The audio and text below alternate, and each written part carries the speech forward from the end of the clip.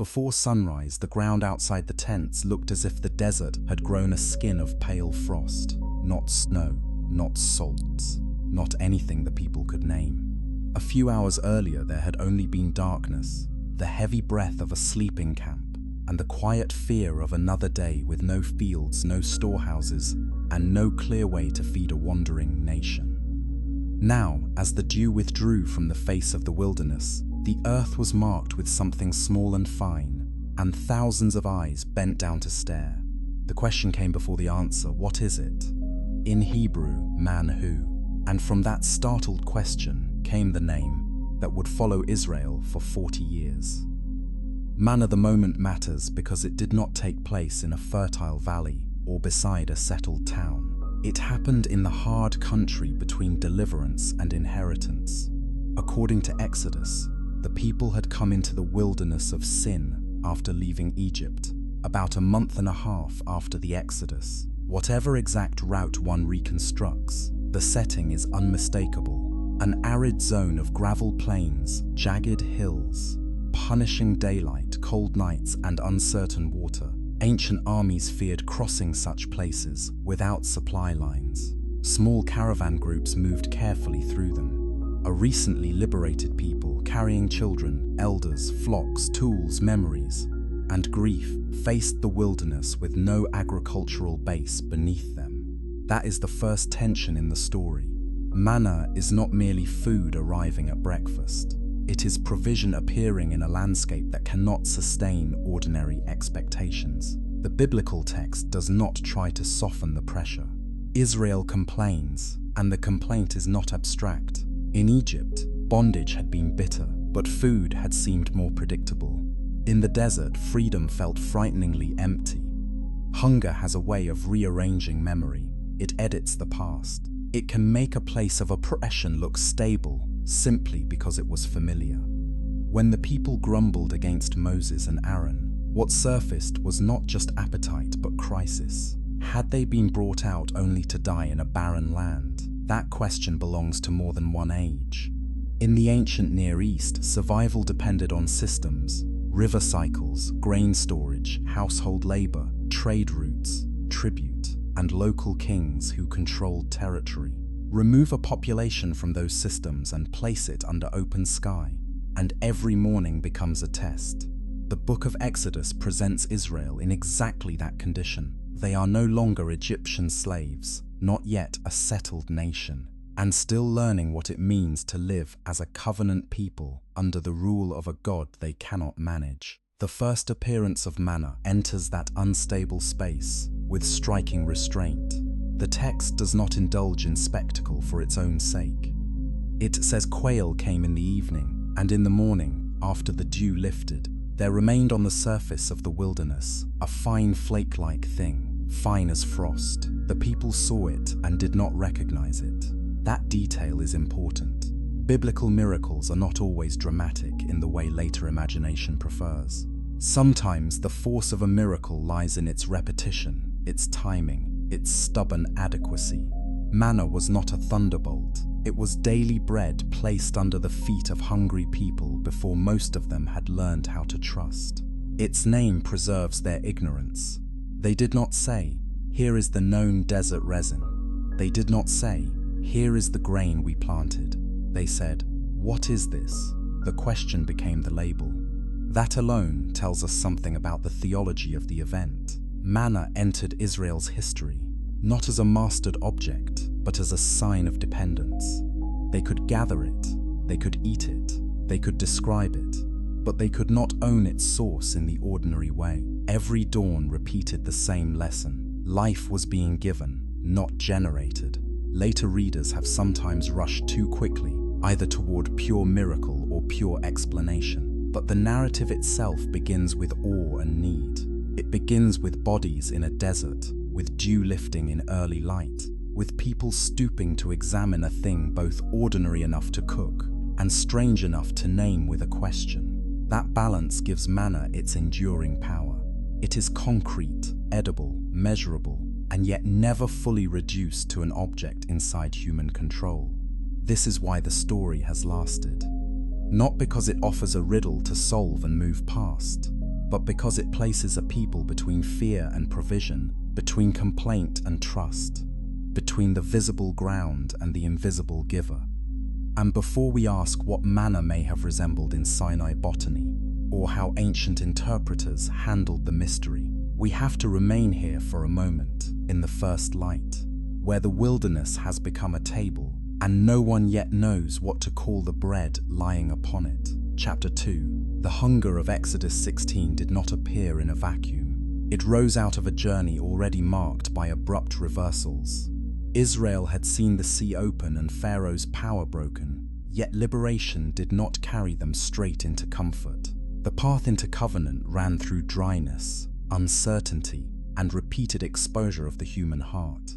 In the biblical pattern, salvation from bondage is immediate, but formation into a faithful people is slower.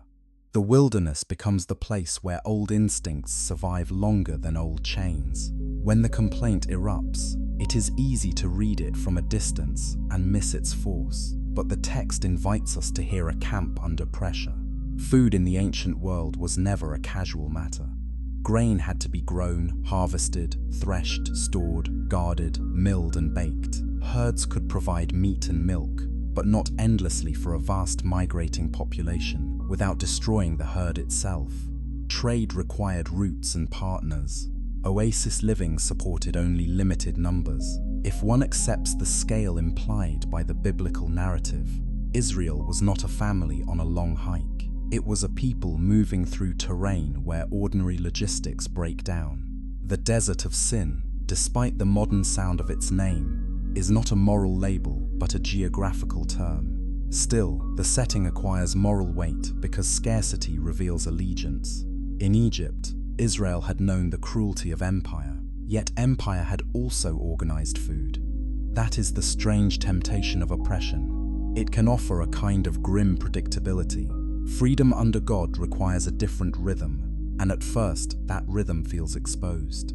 No visible system stood between the people and their next meal except the promise of the Lord, and promise does not fill a stomach until it becomes reality. That is why the Lord's answer to the complaint is so revealing. He does not merely silence them. He says he will rain bread from heaven for them, and then he adds a purpose clause, that he may test them, whether they will walk in his instruction or not.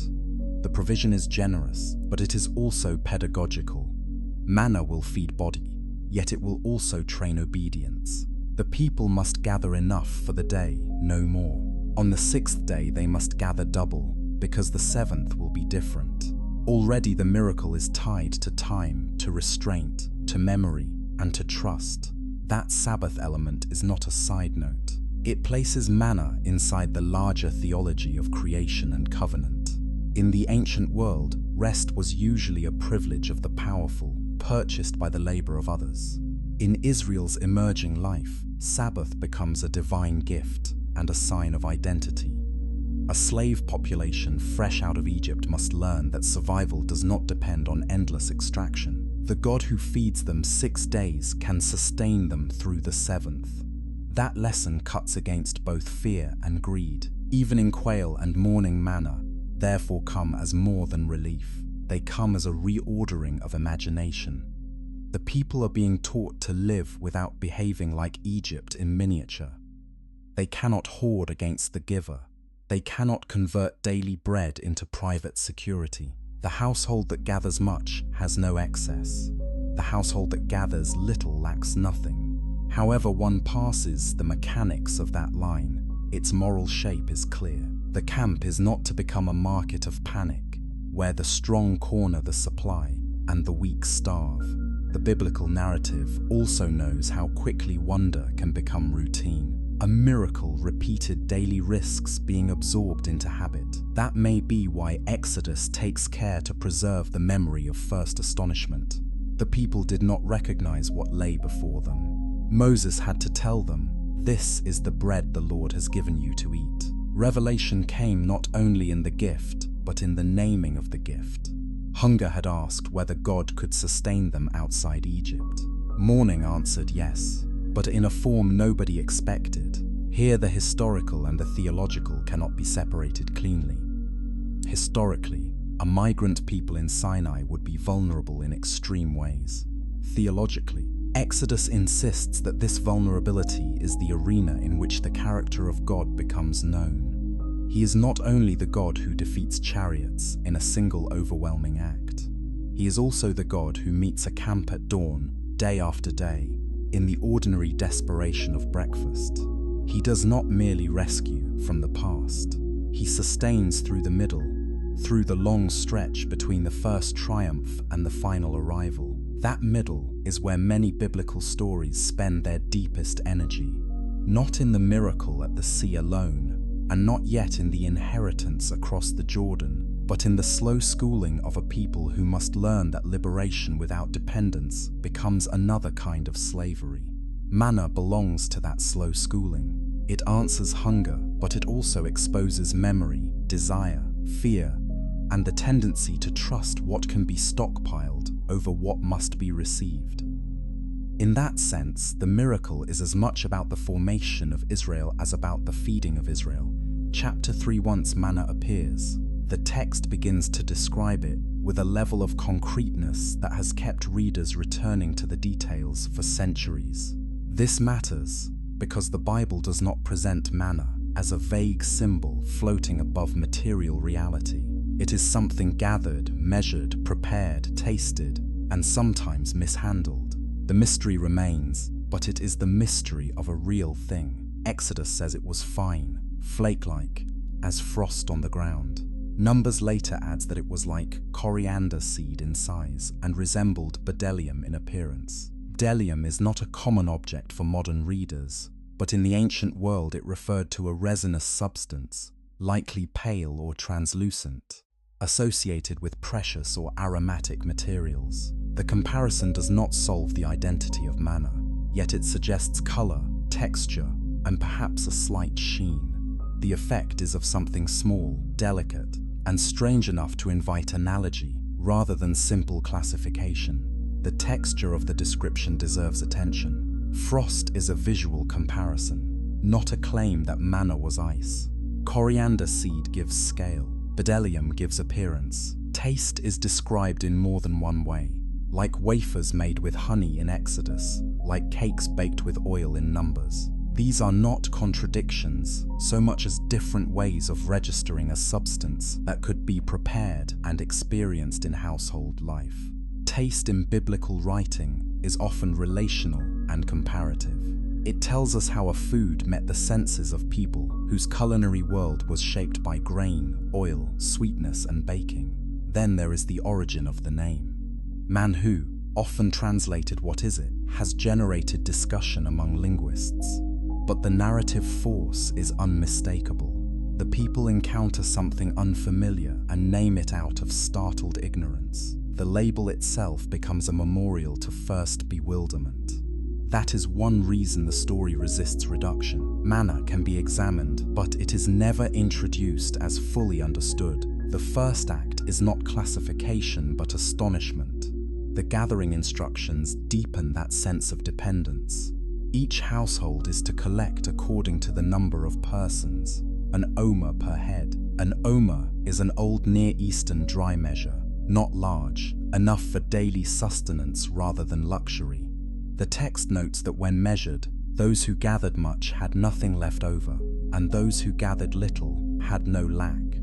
Some readers hear a miracle of equalization. Others hear a statement about the adequacy of the distribution once all was sorted within the household. Either way, the narrative presses toward the same point. Manna was not meant to create disparity. "It was enough is one of the central words of the wilderness, though the story rarely states it so simply. The camp was learning the difference between enough and security. Security, in the human sense, tries to bring tomorrow under present control. Enough receives what is given for the day. When some of the people kept manna overnight against instruction, it bred worms and stank. The text is blunt. The lesson could not be postponed into abstraction. Food that had been life at dawn became corruption by morning because it had been held wrongly. This feature has no easy parallel in ordinary desert provisioning. Spoilage, of course, is natural, yet the pattern described in Exodus is highly specific. Daily hoarding fails, preparation for Sabbath succeeds. On the sixth day the people gather twice as much, and what is kept for the next day does not stink or breed worms. That rhythm is crucial. The miracle is not only in appearance but in timing, quantity, and preservation. The substance answers to a sacred calendar. At this point, the scriptural account is already doing several things at once. It gives sensory detail. It embeds manna in the discipline of a people. It links food to obedience. It ties survival to the holiness of time. And it leaves room for perplexity. Ancient Israel is not invited to solve manna before receiving it. They are invited to gather, prepare, eat, and learn. The household labor around manna also matters. Numbers says the people gathered it, ground it in hand mills or beat it in mortars, boiled it in pots and made cakes from it. This is domestic language. It places the miracle inside the daily work of women and men who still had to process what they received. Divine provision did not cancel human labor.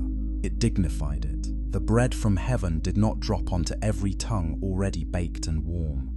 It came as a gift that still asked for hands, tools, fire, and shared routine. That detail is often overlooked because miracles are sometimes imagined as replacements for ordinary life, rather than as grace entering ordinary life. But manna met Israel in the form of repeated work. Rise early, go out, gather before the heat, bring it in, grind, boil, bake, feed the household. Teach the children why none may be hoarded and why the sixth day is different. The camp becomes a school in which theology is learned through bowls, mortars, measures, and the smell of bread. So the descriptions are not trivial. They preserve the fact that manna belonged to earth even while coming as heaven's gift. It could be held in the hand, seen against the ground, prepared in the tent, and tasted at the table. And yet it remained elusive enough that the people named it with a question. That tension is not a problem to be eliminated. It is the shape of the story itself. Chapter 4, if manna had appeared once, it would have entered memory as an emergency rescue. Because it appeared repeatedly, it became a way of life. And that is where the story grows more demanding. A single miracle can stun a crowd. A daily miracle confronts habits. It asks whether a people can live for years in steady dependence without turning gift into entitlement or discipline into resentment. To understand the force of this, it helps to think about the camp itself. Israel in the wilderness was not a loose scatter of tents with no order at all. The Pentateuch presents a tribal people arranged around sacred presence, with clan structures, elders, households, and eventually a tabernacle at the center. Even allowing for the complexity of historical reconstruction, the narrative world is one of organized encampment. Daily manna would therefore have moved through a social body, not just isolated individuals. At dawn there would be motion across the camp, families rising, containers taken up, feet moving onto open ground before the sun grew hot enough for the manna to melt. That last detail is easy to miss, but it is telling. The miracle did not wait forever. Those who delayed could not assume the same result later in the day. This placed a rhythm on the community. It required attentiveness. You could not sleep through dependence and recover it at your leisure. In a desert climate, morning is the workable hour. The text knows the land well enough to anchor the miracle there. By noon, heat rules the open spaces. Bread from heaven belongs to dawn. Then there is the principle of daily measure. Some gathered more, some less, perhaps because of age, strength, household size, or sheer diligence. But when it came to actual sufficiency, the story emphasizes balance. This is not merely about food economics. It reveals the ethics of a covenant people. In Egypt, labor had been organized around extraction for imperial surplus. In the wilderness, provision is organized around enough for all. Manna becomes a quiet critique of systems that reward hoarding while others go hungry. The Sabbath rule intensifies that critique. Ancient economies rarely tolerated unproductive time unless elites could afford it. Israel's God places rest into the structure of provision itself. On the 6th day, enough arrives for 2 days. On the 7th, none is to be gathered. Some still go out looking, and they find nothing. The scene is almost painfully human. Even after repeated instruction and repeated evidence, anxiety keeps drawing people back into the old logic of securing life by their own constant grasp.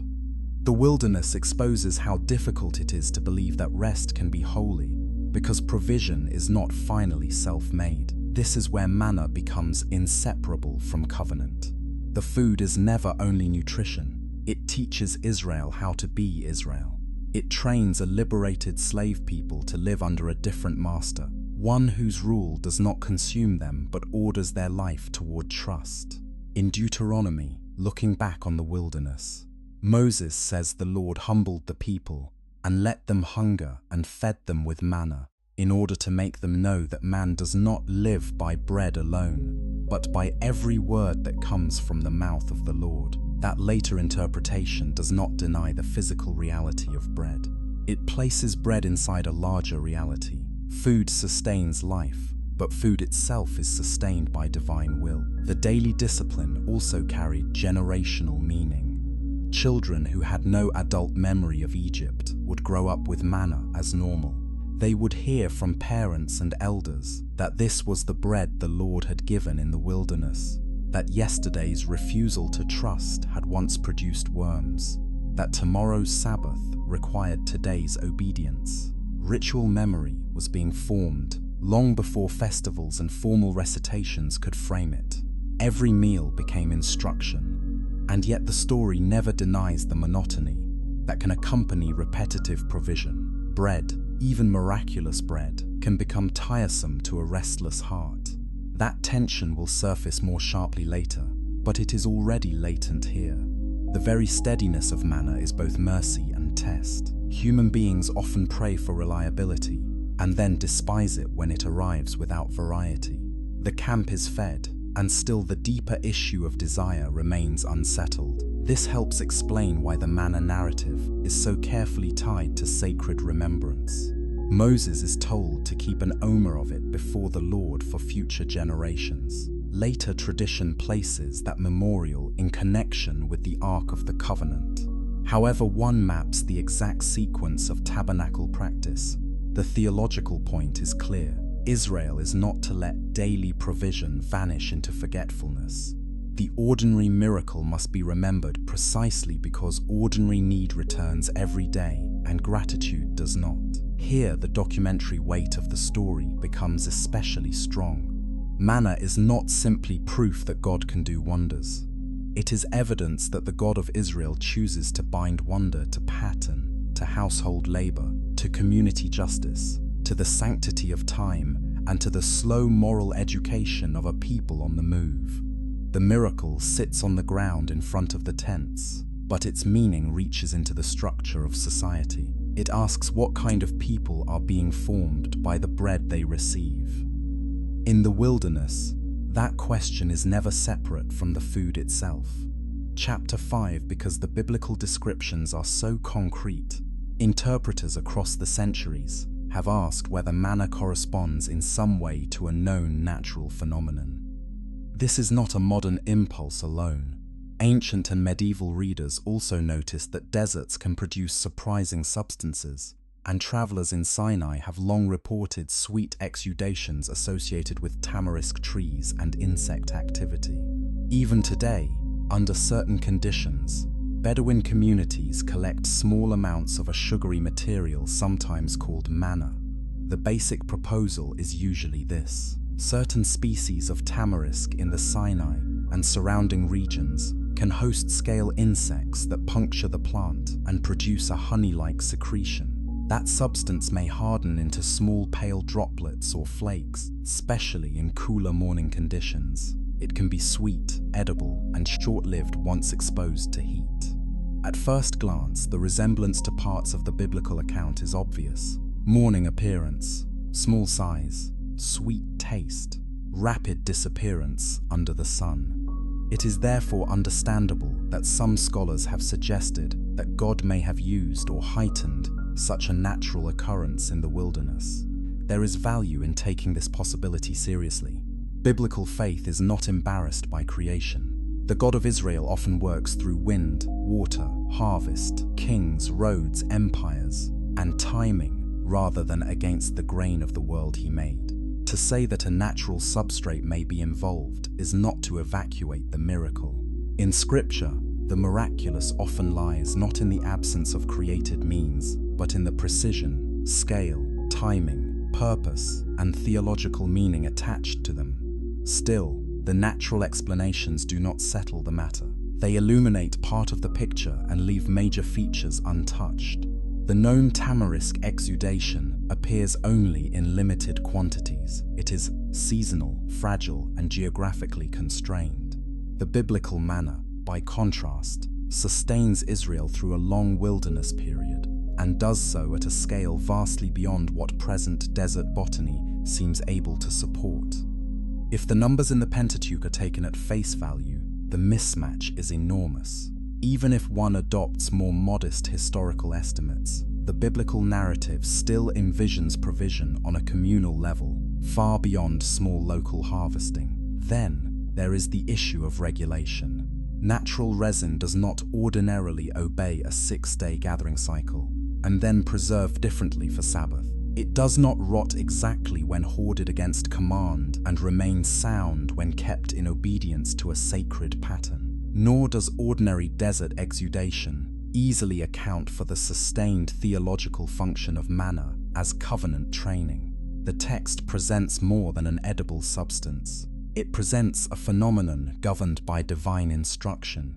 Josephus, writing in the 1st century, mentions a sweet, dew-like substance in the region that some have linked to manna traditions. His report is valuable as evidence that later observers knew of desert materials that could evoke biblical memory. But Josephus does not erase the distance between analogy and identity. Similarity is not sameness. The existence of manna-like substances in Sinai may help modern readers grasp that the biblical descriptions are not absurd or detached from the environment.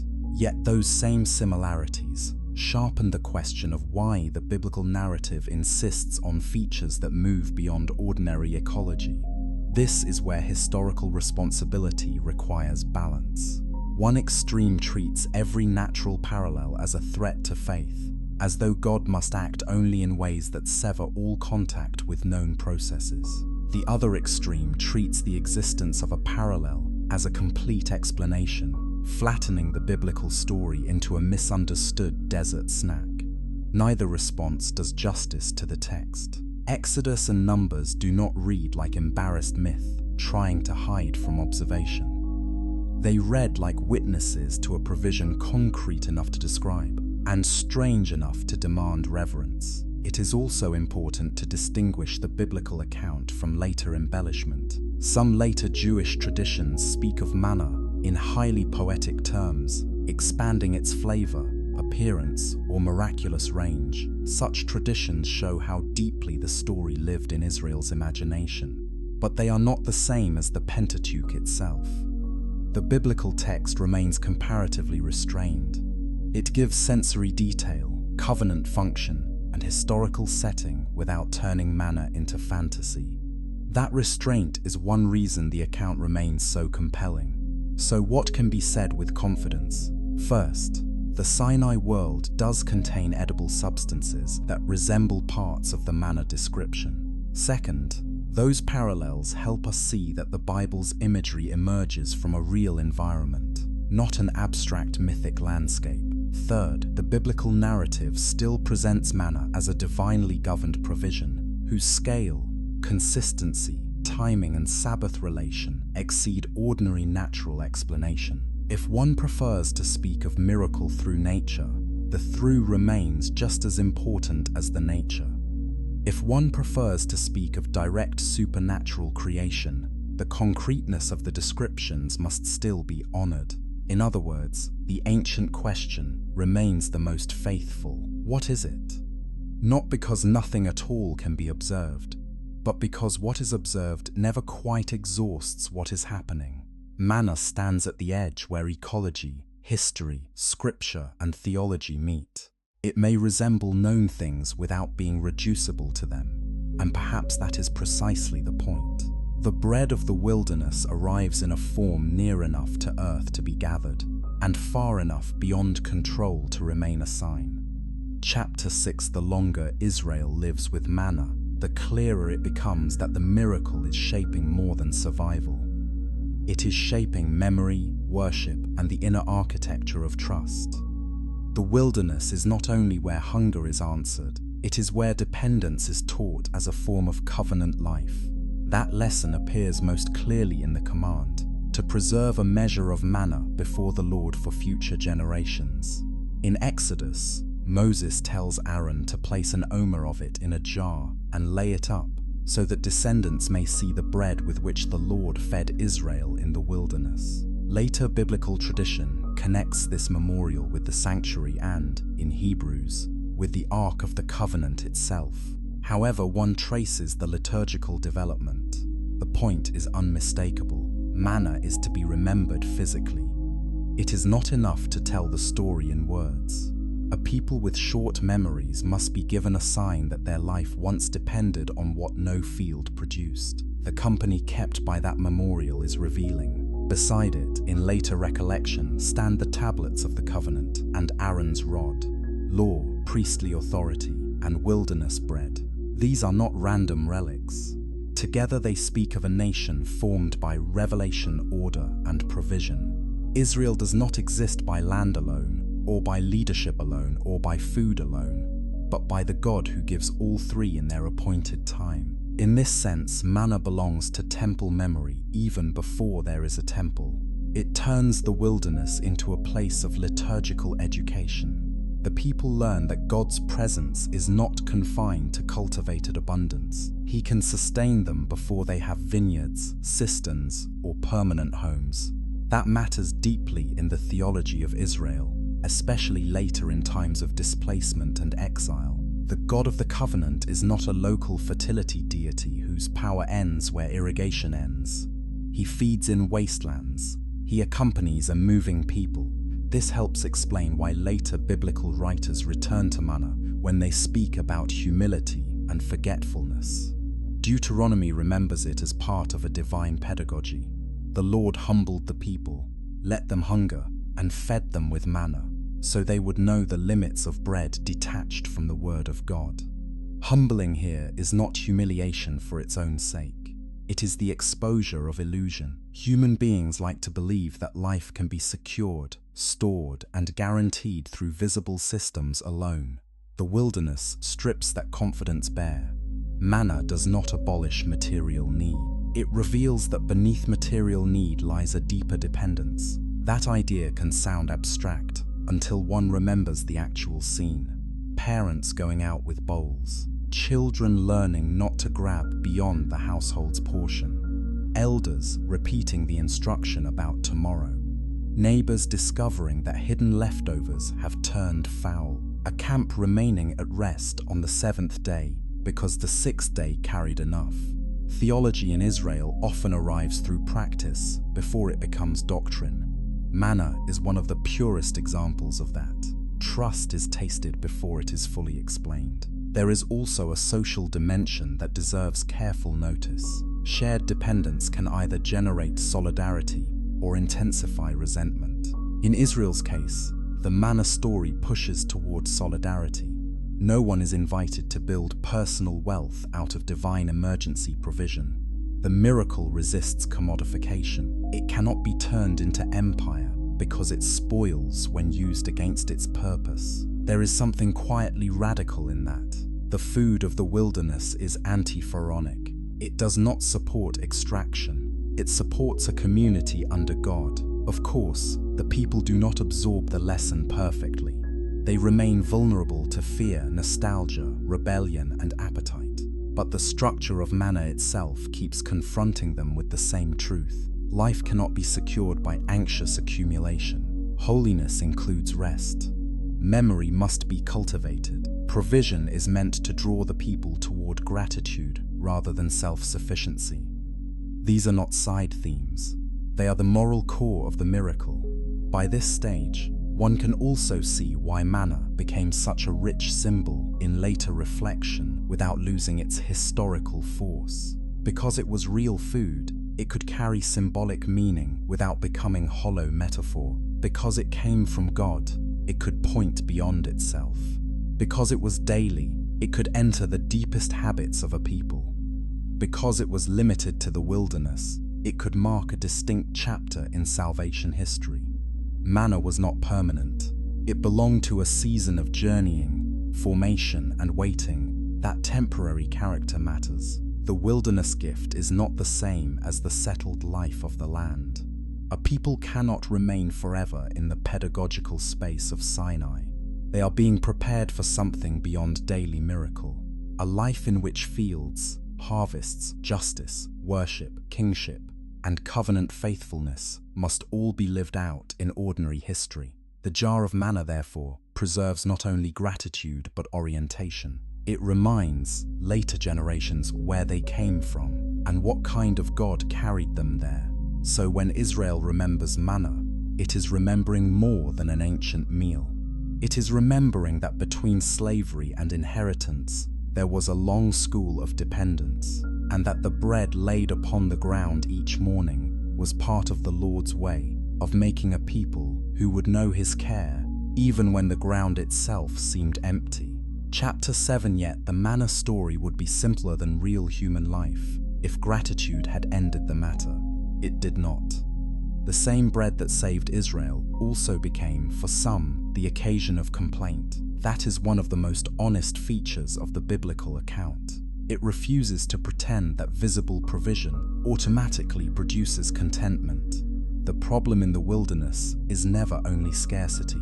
It is also desire. Numbers 11 opens a darker window onto this truth. The people begin to speak again of the foods of Egypt: fish, cucumbers, melons, leeks, onions, garlic. Whether memory is accurate here is almost beside the point. Memory under dissatisfaction is selective. The complaint says, in effect, that life has narrowed to one thing. There is nothing at all but this manna to look at.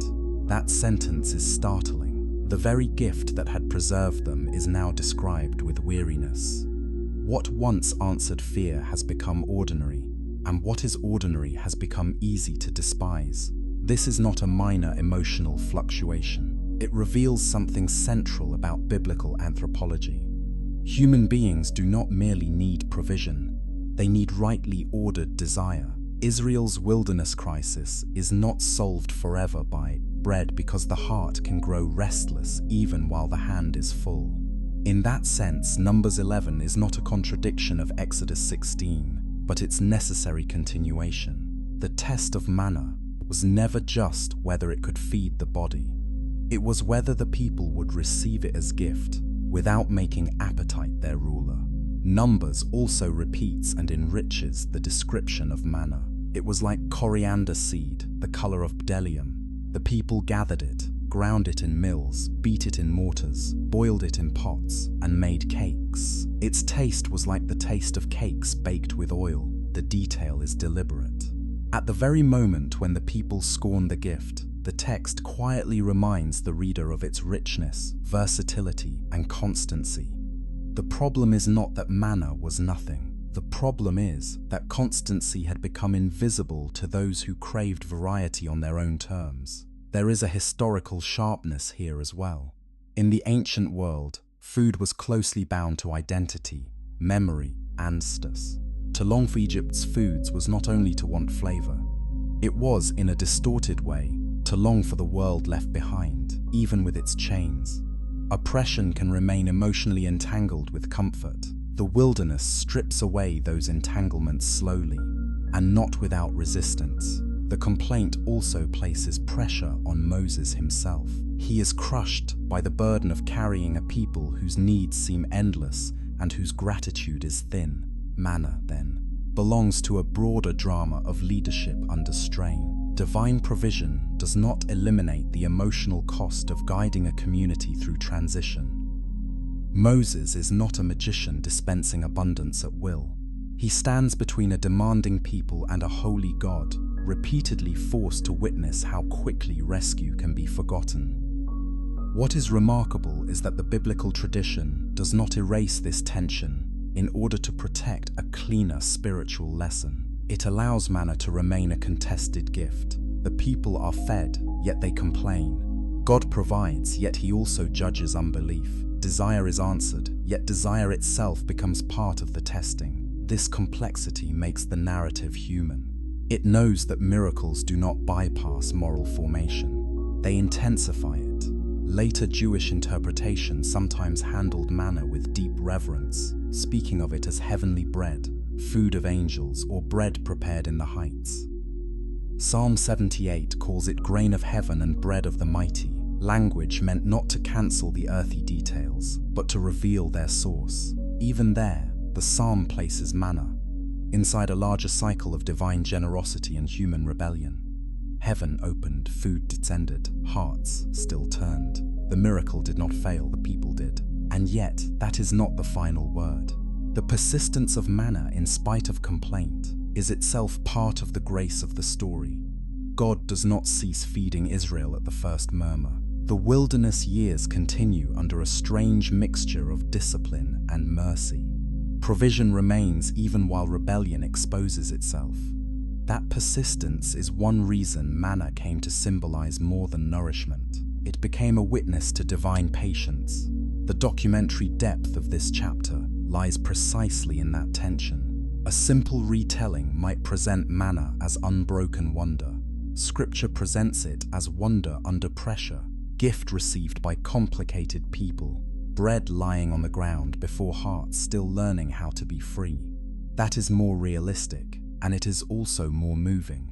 The miracle does not take place among ideal listeners. It takes place among frightened, inconsistent, often ungrateful human beings whose history looks painfully familiar. So when the people say there is nothing at all but this manna, the line echoes far beyond the camp. It names the tragedy of becoming bored with mercy. It names the instability of desire detached from trust, and it sharpens the meaning of the wilderness itself. This is not only a place where God proves that he can feed his people. It is a place where he reveals what kind of people they are while he feeds them.